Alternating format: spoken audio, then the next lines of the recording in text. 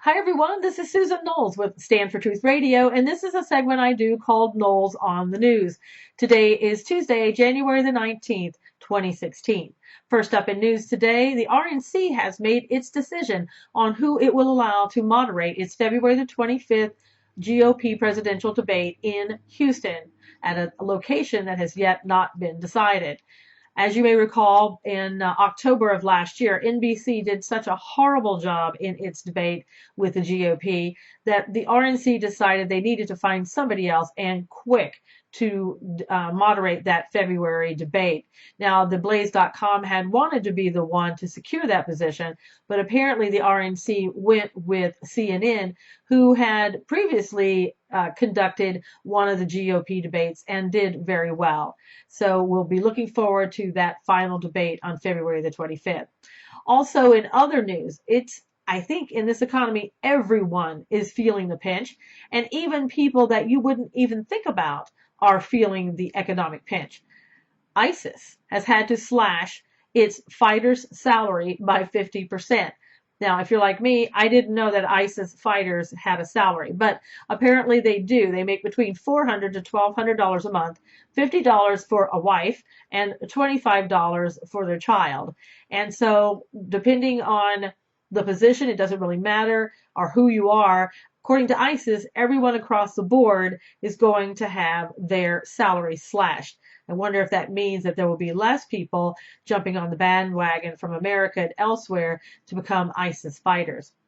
According to the United States, in its most successful year, ISIS made $2 billion, but according to the United States, that's really not too much when you consider it costs ISIS about $2 billion to maintain its territory in Iraq. In other news, Obama's attempt to allow millions of illegal immigrants to apply for programs that could make them eligible for work authorizations and other benefits will now be decided by the United States Supreme Court. He tried about a year and a half ago to put his plan into effect, but thanks to Texas and 25 other states, it was not carried out. That means that there are about 4.3 million illegal immigrants right now in the United States who are waiting to see the outcome of the case, which should be decided sometime in the summer before the election. It will either hurt the GOP or help the GOP, depending upon the outcome of that situation. Now, this whole thing, basically, and what people have said, and the way I feel as well, this was just Obama's attempt, once again, to create law rather than to stay within the boundaries of his executive position. And it will be great if the courts do find that what Obama was trying to do was unconstitutional and that the people that are here waiting will need to leave the United States. And Marco Rubio spoke out immediately on Twitter and said that he felt that it would be unconstitutional and the courts would find that way, but it didn't really matter because no matter what, when he became president, he would get rid of that law. Well, I don't trust the GOP. They've said in the past what they would do, and they don't usually do it. So, again, I'm relying on the Supreme Court, which I don't really trust all that much these days either. And Senator Cruz came out and also said that he, as well, feels that this law will be found unconstitutional and that he's very proud that Texas has led the way. Also, in other news today, you may recall Jihadi John, who was the British citizen that you have seen in past beheading videos from ISIS. Well, the ISIS has confirmed that he was killed in an airstrike earlier today. I would say rest in peace, Jihadi John, but that would be a lie. Now, for all of those who have been praising Obama, and believe it or not, there have been a few that I've run into in social media that have praised Obama on this U.S.-Iran swap, thinking that Obama did such a wonderful job in his diplomacy that we've avoided a war, that we've opened up these great possibilities for relations with Iran.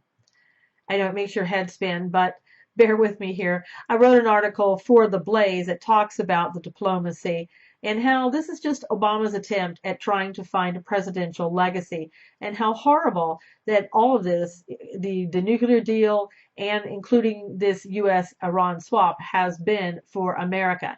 It has been a one-sided deal, as was the former treaty. The United States in this has gained pictures of its sailors on their knees with their hands cupped behind their heads, pictures of them sitting on the floor without their shoes, unable to leave.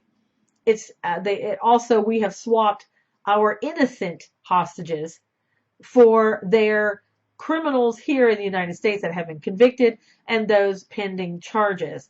So tell me how in any way, shape, or form that this benefited America. And again, people always jump to the fact of, well, we didn't have to go to war. Nobody said we had to go to war. That was just an assumption that was made, and something that I believe that this government always holds over people's heads so they will decide not to do anything.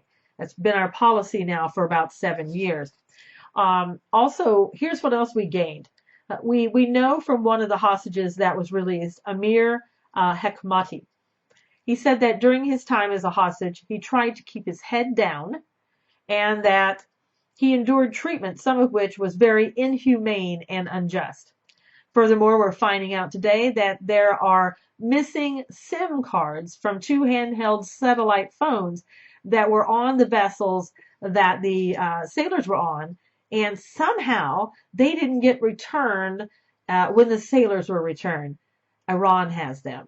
I had somebody on a comment section about my article say that if I was on the Titanic and it was sinking, then I would be studying the wave patterns in the ocean. Well, perhaps if you can set aside your video games for a couple of minutes and get back to reality, that you will also see that Americans lost out in this latest U.S.-Iran swap.